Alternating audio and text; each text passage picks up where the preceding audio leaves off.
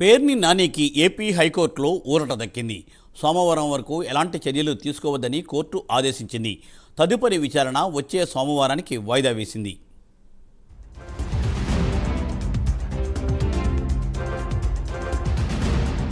Ration బియ్యం మాయం కేసులో మాజీ మంత్రి పేర్ని నానిపై బందరు తాలూకా పిఎస్లో కేసు నమోదైంది.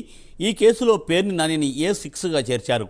A1గా పేర్ని నాని సతీమణి జయసుధ, A2గా గొడౌన్ మేనేజర్ మానస తేజ, A3గా civil supplies assistant manager Kotireddy, A4గా లారీ డ్రైవర్ బోట్ల నాగమంగారావు, A5గా రైస్ మిల్లర్ బొర్రా ఆంజనేయులు ఉన్నారు. ఈ కేసులో పేర్ని జయసుధకు ముందస్తు బెయిల్ మంజూరైంది. A2, A3, A4, A5లను పోలీసులు అరెస్ట్ చేసి రిమాండ్కి పంపించారు. ఈ క్రమంలోనే హైకోర్టులో లంచ్ మోషన్ పిటిషన్ వేశారు.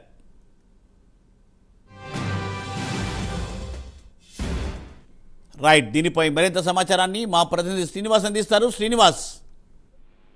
మూర్తి, ఇదైతే రేషన్ బియ్యం అక్రమ రవాణా కేసులో రేషన్ బియ్యం మాయం చేసిన కేసులో కూడా ఇప్పటికే అక్కడ మచిలీపట్నం పోలీసు కూడా విచారణ వేగవంతం చేసి ఇప్పటికే అక్కడ పేర్ని నాని మాజీ మంత్రి పేర్ని నాని సతీమణితో పాటు మిగిలిన మొత్తం 5 మందిపై కూడా కేసులు నమోదు చేశారు. ఇప్పటికే అయితే ఈ కేసులో A1గా ఉన్న పేర్ని నాని సతీమణి పేర్ని జయసుధకు ఇప్పటికే కోర్టు బెయిల్ మంజూరు చేసింది. అయితే A2, A3, A4గా ఉన్న A2గా ఉన్న అతని పిఎస్ తో పాటు సివిల్ సప్లై అధికారి కోటిరెడ్డితో పాటు లారీ డ్రైవర్ మంగారావుతో పాటు ముగ్గురిని కూడా ఇప్పటికే పోలీసులు అరెస్ట్ చేసి రిమాండ్కు తరలించారు. అయితే A5 రైస్ మిల్ ఓనర్ పై కూడా ఆయన కేసు నమోదు చేశారు.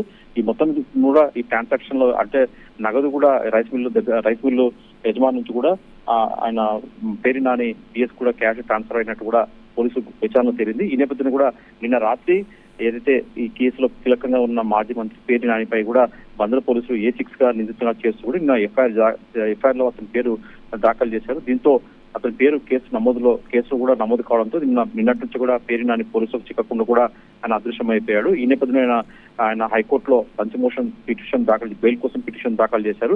దీనిపైన కూడా ఈ రోజు హైకోర్టులో కూడా విచారణ చేపట్టారు. అయితే హైకోర్టులో మటుకు మాజీ మంత్రి పేర్ని నాని మటుకు కొద్దిగా ఊరట లభించిందని చెప్పుకోవచ్చు. హైకోర్టులో ఈ రోజు ఇచ్చిన బెయిల్ పిటిషన్ పై ఏదైతుందో దాంట్లో హైకోర్టు ఈ రోజు స్పష్టం చేసింది. సోమవారం వరకు పోలీసులు ఎలాంటి చర్యలు అంటే అతన్ని అరెస్ట్ చేయకుండా చర్యలు తీసుకోవద్దని చెప్పేసి హైకోర్టు ఈ రోజు ఆదేశాలు జారీ చేసింది. దీంతో హైకోర్టుల మటుకు పేర్ని నానికి మటుకు కొద్దిగా ఊరట లభించని చెప్పుకోవచ్చు. సోమవారం వరకు తర్వాత కేసు కూడా హైకోర్టు వాయిదా వేసింది. అయితే సోమవారం తిరిగి ఈ కేసును కూడా హైకోర్టు విచారణ చేపట్టే అవకాశం ఉంటుంది. అయితే ఈ 2 రోజుల మటుకు అంటే ఈ సోమవారం వరకు మటుకు పోలీసులు ఎలాంటి చర్యలు తీసుకోవద్దని చెప్పేసి హైకోర్టు స్పష్టంగా ఆదేశాలు జారీ చేయడంతో పేర్ని నానికి కొద్దిగా రిలీఫ్ అని చెప్పుకోవచ్చు. మొత్తం చూసుకున్న మటుకు ఈ కేసు మటుకు ఇప్పటికే పోలీసులు ఇటు హైకోర్టు మధ్య కూడా కేసు నడుస్తుంది. మరి పోలీసులు ఇంకా మరి నెక్స్ట్ ఎలాంటి స్టెప్ తీసుకోవాల్సి మనం చూడాల్సి ఉంటుంది. Murthy. Thank you Srinivas, thanks for update.